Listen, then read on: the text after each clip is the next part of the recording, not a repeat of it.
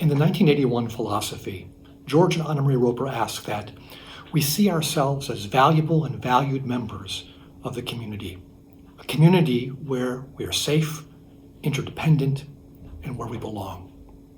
Yet, in the midst of the COVID pandemic and protests against injustice and bigotry, it's clear that we need to lean into our Roeper philosophy even harder.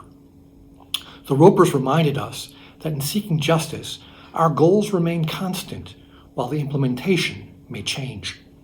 Today, we are launching a new process to help our community grow and thrive.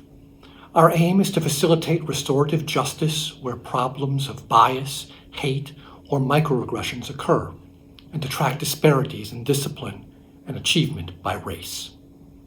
We are asking you to join us as partners and allies in this new process.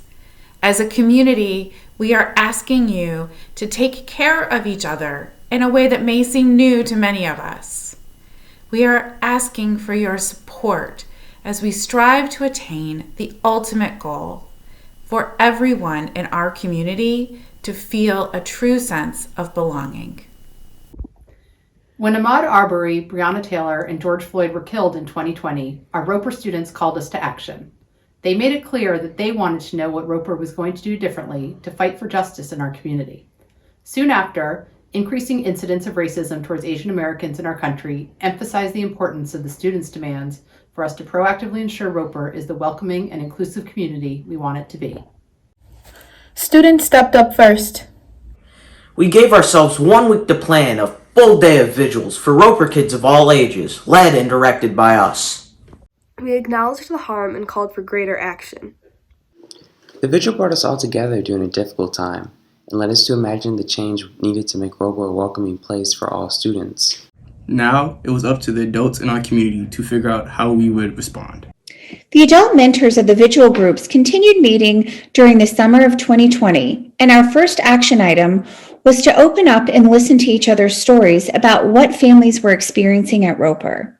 Families shared stories that showed inconsistencies and how problems were resolved at the school based upon who was involved in the situation, and we committed ourselves to changing those patterns.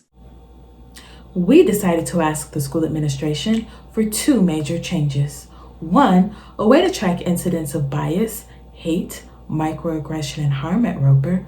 And 2, a way to track how we are helping our students achieve their goals across all races and ethnicities. We ask for big, bold changes in the way school administration handles problem incidents and transparency in how students are being treated. The school administration agreed to move this initiative forward. We are thrilled that we are ready to implement change. This past summer, a work group of parents and administrators came together and constructed a framework for collecting data that can then be provided to an accountability team responsible for reviewing the data and making recommendations for change. Work is ongoing to determine the composition of the accountability team, but right now we can begin the conversation about what accountability means to Roeper. This type of accountability is not in the service of getting community members in trouble or finding gotcha moments. This type of accountability is very different.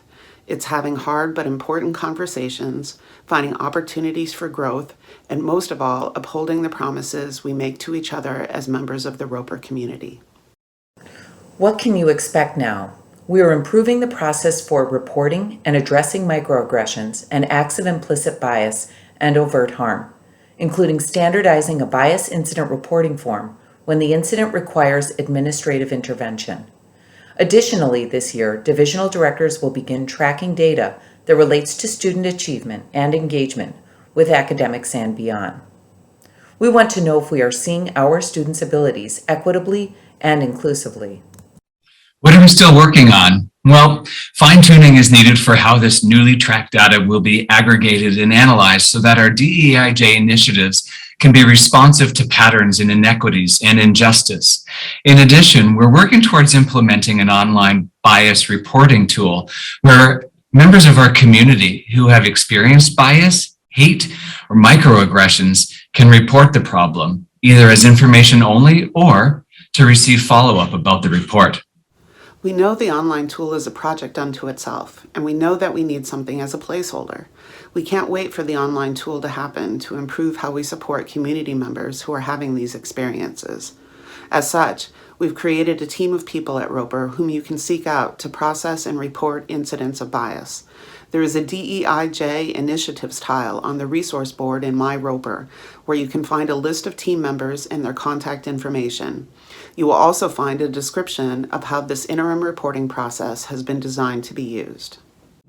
We hope you can feel the love and see the progress that has gone into this process to help Roeper adapt to the changes needed to help us all grow and prosper fairly.